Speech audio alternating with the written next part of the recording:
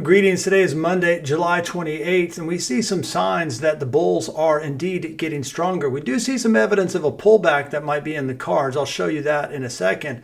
But first, let's take a look at GDP. On the screen, I've got the GDP histogram, and later this week, we are expected to get the advanced estimate for the second quarter GDP. I'm going to take a look at that in just a second. But remember, first quarter was revised down, so technically GDP was negative in the first quarter. When we look at the Atlanta Federal Reserve's GDP Now tool, their estimate is for a positive 2.4% in the second quarter. I have to remind everybody how awfully wrong they were for the first quarter estimate. If we look at the New York Federal Reserve, their Fed Nowcast is forecasting positive 1.7%. So if either the New York Federal Reserve or the Atlanta Federal Reserve, if either of those branches are accurate, then there's no recession in the first half of the year, despite the fact that the first quarter GDP was slightly negative.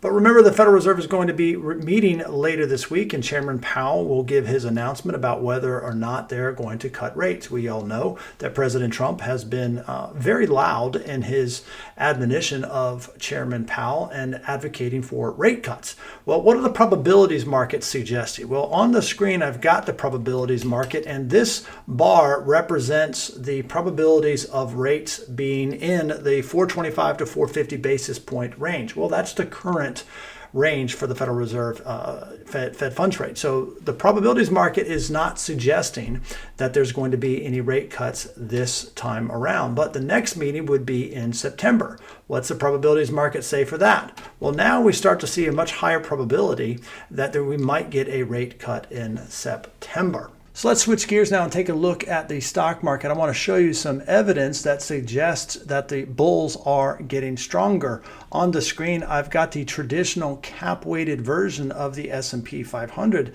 And the first thing that I want to review is this concept of portfolio math. Now, I go through this in great detail in my book, Evidence-Based Investing. I wrote this book because it's the book that I wish I had read 30 years ago. You'll see it's a fairly light read. I've written it as an introduction to the concept of portfolio management, as well as to try to debunk some of the myths that are so prevalent in the industry. If you get a copy, I would love to hear what you think.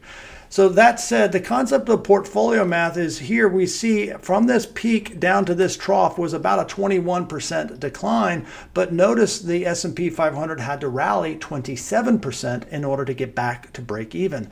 That's the concept of portfolio math. Again, read more about that in my book. But since that bottom, the S&P 500 has rallied about 32%, closing last week at all-time highs. But let's switch and take a look at RSP. RSP is the equal weighted version of the S&P 500. And here we see a slightly different story. It did have a very strong week last week. That is excellent. But notice where it ended the week. It's right there at the top of that range.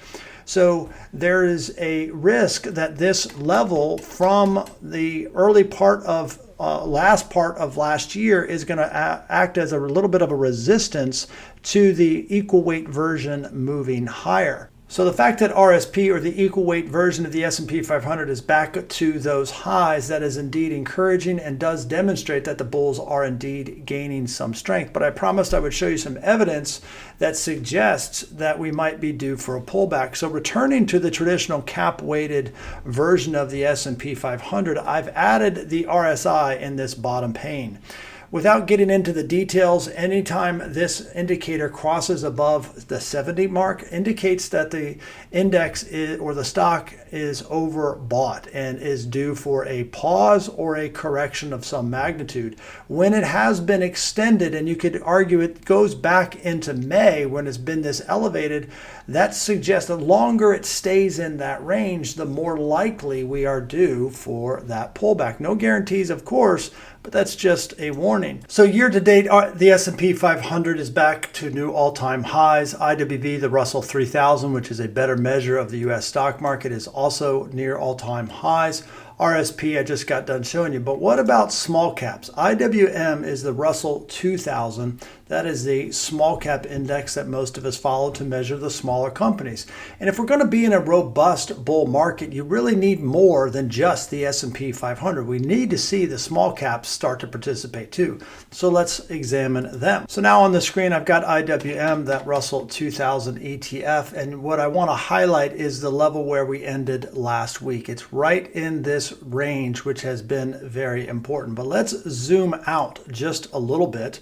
That range where we're sitting at right now is right in that area where the small cap stocks have really struggled to break through. So let's dive in a little bit further. We're going to zero back in. This is again where we're at. I do see a very positive trend down here on price. That is excellent. In the bottom pane, I've got what we refer to as participation. This is the breadth measures.